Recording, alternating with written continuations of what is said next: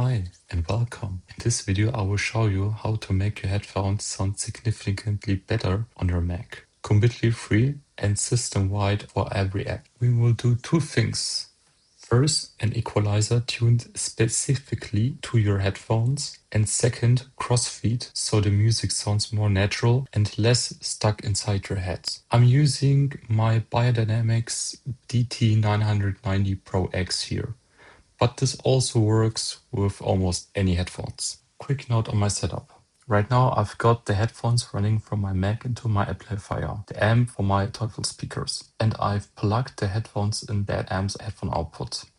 That works fine, but honestly, if you want to get the maximum sound quality out of your headphones, it's better to connect them to a dedicated high quality DAC with a headphone amp instead of a speaker amp or the Mac's built-in output. Something like a FIIO K7, a topping E30 L30 stack, or E50 L50, an iFi Zen DAC, or if you want to go higher end, an RME ADI2 DAC or Chord Mojo. The DT990 Pro X is only 48 ohms, so it's easy to drive, but a clean DAC still makes a noticeable difference in clarity. Let's start with the most important part. Where do we get the right EQ settings for our headphones? On Reddit there is a very well-known audio engineer named Oratory9090. He measures headphones professionally and publishes ready-made equalizer settings for tons of models for free.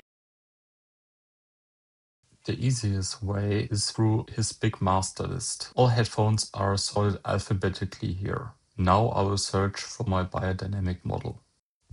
Important, watch out for the exact model name and the impedance version. I have the DT990 Pro X with 48 ohms. That's the new model with the stellar 45 driver. And it's different from the classic DT990 Pro with 250 ohms. So don't just grab the first DT990 preset you see.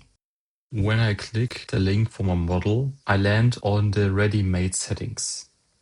Usually that's a PDF or text file with the values.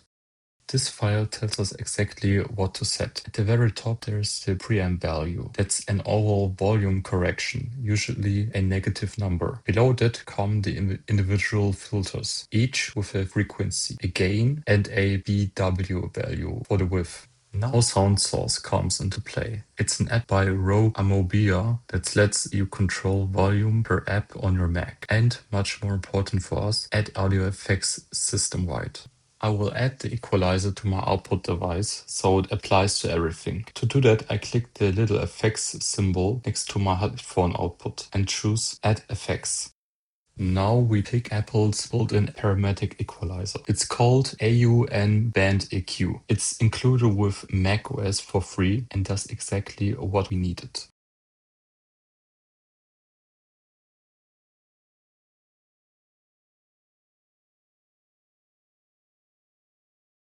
Now we transfer the values from Oratory9090. First the preamp, this value goes into the overall gain. Then I create one band for each filter from the list. One thing that matters, the filter types have to be correct. Most of them are peak filters, in this case parametric, but Oratory9090 also lists a low shelf or high shelf filter. Set those as shelf filters, not as peak. Now for part 2, Crossfeed. With headphones, the left channel only goes to your left ear and the right only to your right, completely separated. With speakers on the other hand, each ear hears both sides. Crossfeed simulates exactly that, just a little, and it makes the music sound more natural, wider and less fatiguing, especially with older recordings that are hard and left-right. For this, I use a free plugin by Air Windows. It's called Monitoring 3. It can do a lot more than just Crossfeed, but that's exactly what we will use it for. First, let me show you where to get it. After downloading, the plugin file has to go into the audio unit folder. I'll put it into the components folder in the library. Now back to SoundSource. I add a second effect after the equalizer. The order doesn't really matter for the sound here, but I run the EQ first and then Crossfeed.